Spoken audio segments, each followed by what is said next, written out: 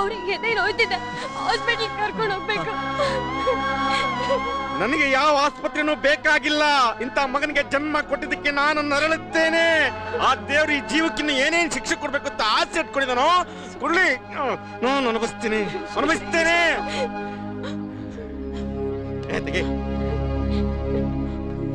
ಸಾರಿ ಕಣೋ, ತುಂಬಾ ಹುಡುಗರು ಬಂದಿದ್ರು, ಅದಕ್ಕೆ ಎಸ್ಕೇಪ್ ಆಗ್ಬಿಟ್ವಿ. ಯಾರ್ಯಾರು ಬಂದಿದ್ರು?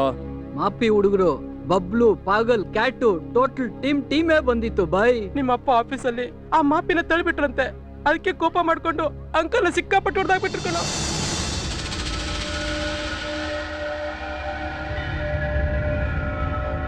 ಬಂದ್ರೋಡ್ ಕಣ.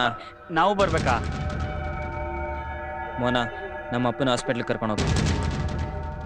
ಬೇಡ,